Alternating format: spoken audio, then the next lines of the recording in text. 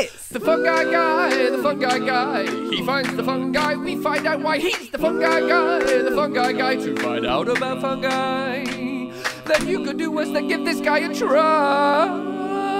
He's the fungi guy.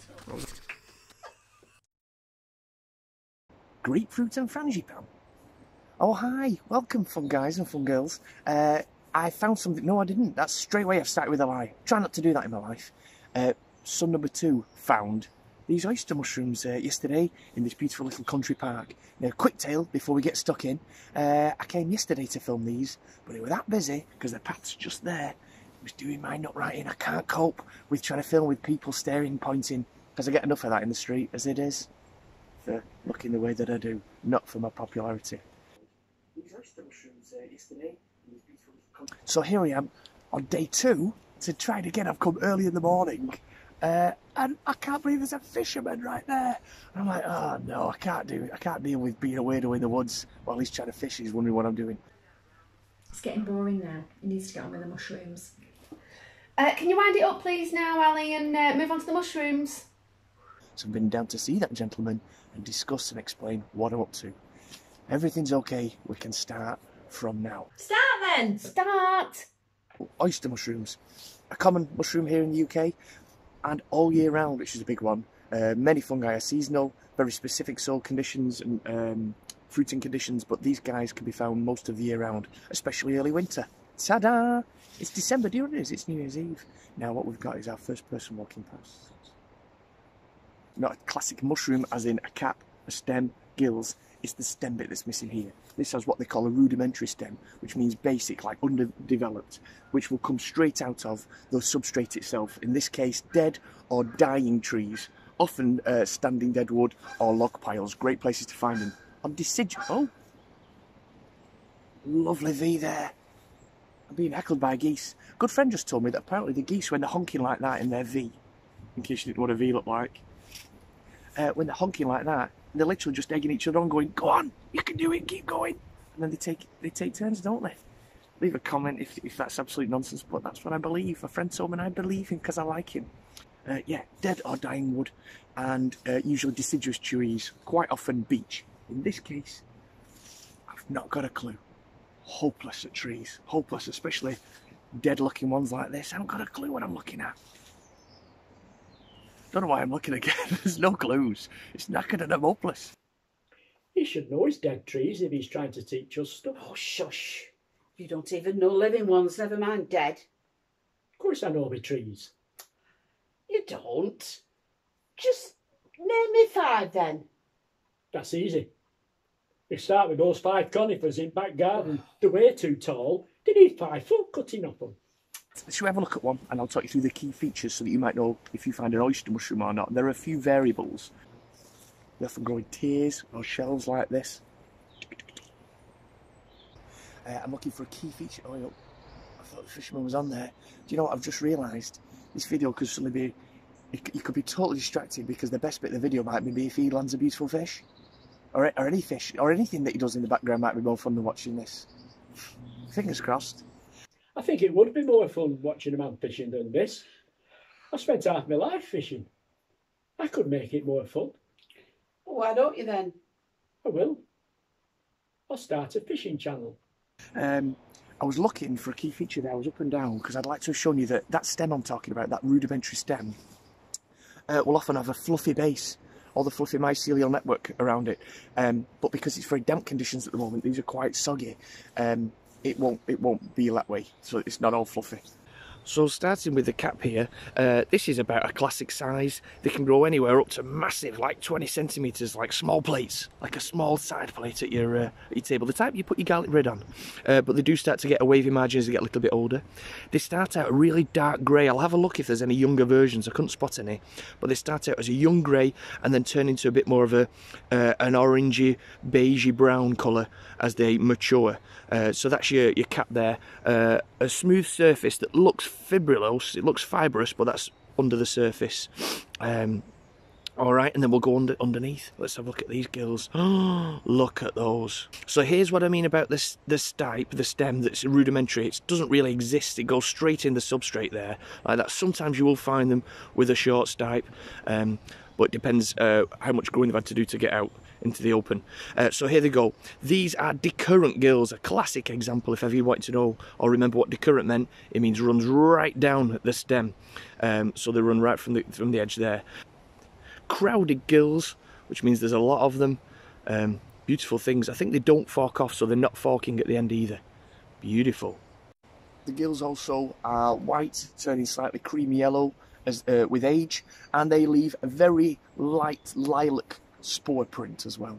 Always a nice thing to have a look at. If you want to lay them down flat on a piece of paper overnight, the next day take them away, you'll have a lovely spore print. Now then, lookalikes is an important thing with these, because although there's lots in the oyster family, I'd like to let you know first of all about the oysterlings, which are much smaller. They only really get up to about 4 centimetres big.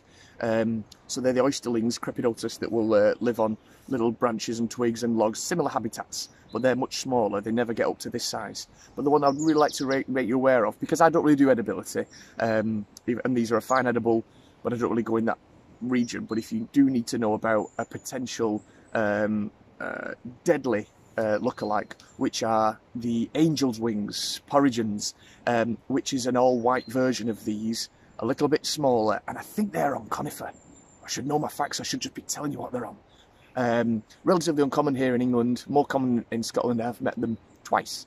A beautiful thing, but there's been a series of fatalities in Southeast Asia, and they're relating it to this. I didn't do my homework, I'll be dead honest about that. I can't retain everything, you know what I mean? I barely remember to clean my teeth in the morning. Ah, the fisherman's more interesting than this. A few other things they can be, so I'll try and show you through this one. This is the classic Pleurotus austriatus.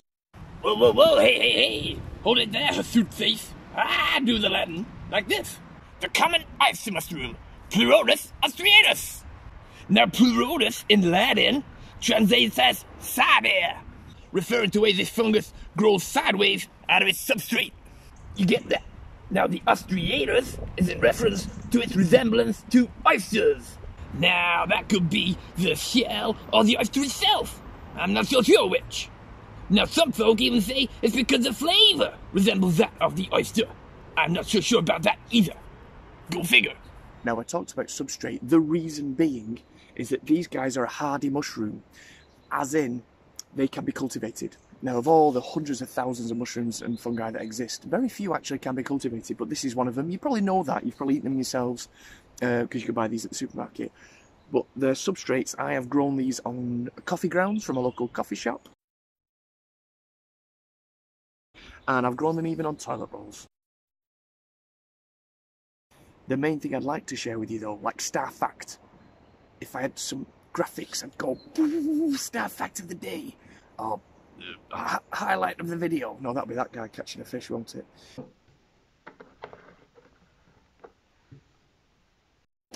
Star fact of the day.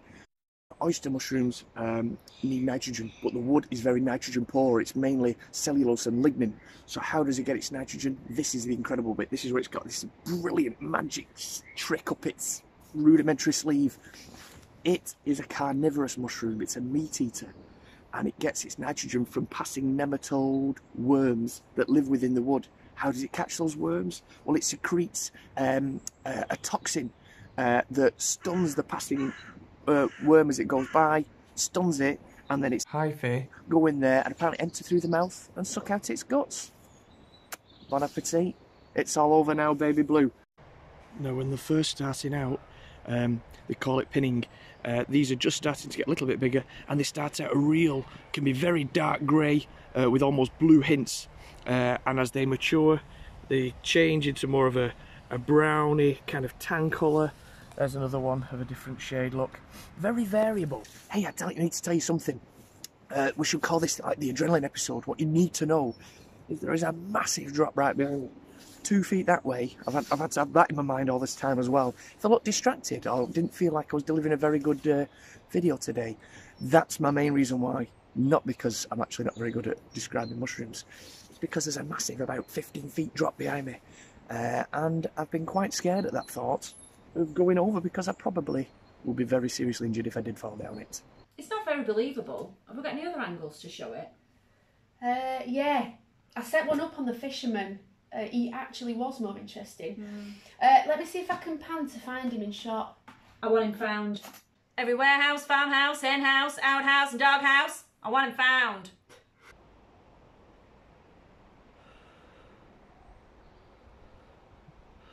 Stop. There, up at the top. Got him. Well, it's hardly the Hoover Dam, is it? Right, I think that'll do from me today. I hope you've enjoyed learning something. Maybe not enjoyed, maybe just I hope you've learnt something about oyster mushrooms today. Okay, that's it then. Thanks very much. Ta-da! Happy hunting!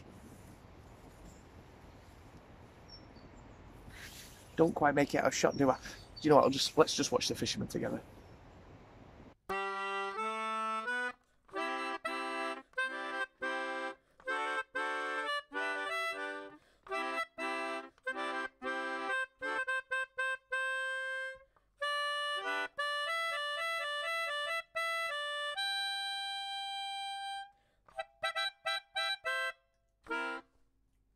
Oh, it's probably worth a mention that I went and spoke to the fisherman at the end of the filming there, and during the duration of the filming, he caught 2 minnows and a 3.5 pound chub, which, if you caught that in the background, was probably the highlight, I'm sure. Yeah, alright, bye then.